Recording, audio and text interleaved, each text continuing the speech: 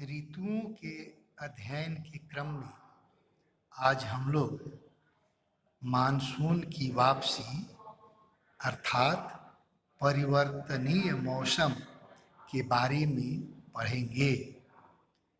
भारत में पाई जाने वाली जो 4 ऋतुएं हैं उनमें यह चौथी ऋतु है, जिसको मानसून की वापसी का काल हम कहते हैं।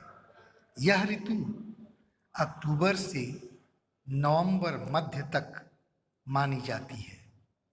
इस समय सूर्य की स्थिति दक्षिणायन होने लगती है, अर्थात सूर्य दक्षिणी गोलार्ध की ओर बढ़ने लगता है। परिणाम स्वरूप उत्तरी गोलार्ध में तापमान में कमी आने लगती है।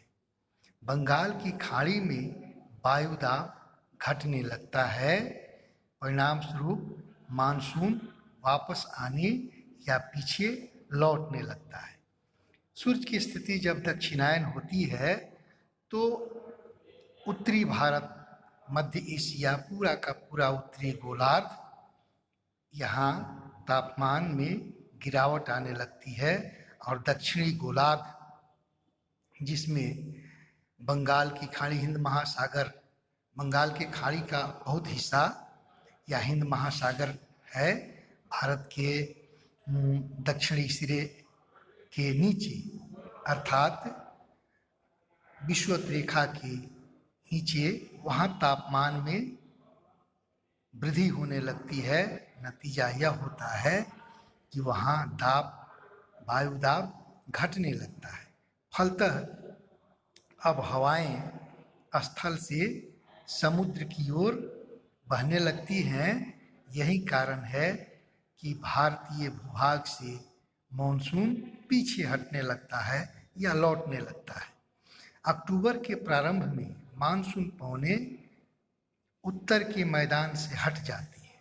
अक्टूबर एवं नवंबर का महीना गर्म वर्षा ऋतु से शीत ऋतु में परिवर्तन का काल होता है।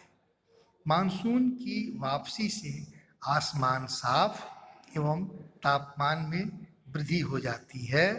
दिन का तापमान उच्च होता है, जबकि रातें ठंडी एवं सुहावनी होती हैं।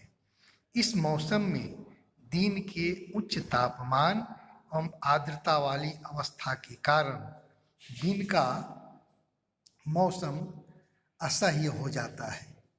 इसे सामान्यतः क्वार की उमस के नाम से जाना जाता है। नवंबर के प्रारंभ में बंगाल की खाड़ी में निम्न दाब की स्थिति बनने के कारण चक्रवात की स्थिति उत्पन्न होती है, जिसके कारण पूर्वी तट पर भारी वर्षा होती है। ये उष्णकटिबंधीय चक्रवात विनाशकारी होते हैं। इस मौसम में गोदावरी, कृष्णा एवं कावेरी नदियों के सघन आबादी वाले डेल्टा प्रदेशों में चक्रवात आते हैं, जो बड़े पैमाने पर जान माल की क्षति करते हैं। कभी कभी ये चक्रवात उड़ीसा, पश्चिम बंगाल एवं बांग्लादेश के तटीय क्षेत्रों को प्रभावित करते हैं।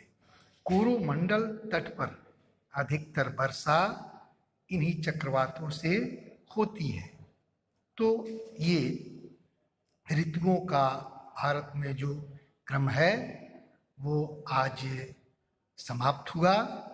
आप लोगों के लिए गृह कार्य रहेगा, नवंबर में भारत के पूर्वी तट पर चक्रवात क्यों आते हैं। नवंबर में भारत के पूर्वी तट पर चक्रवात क्यों आते हैं, लिखें। धन्यवाद।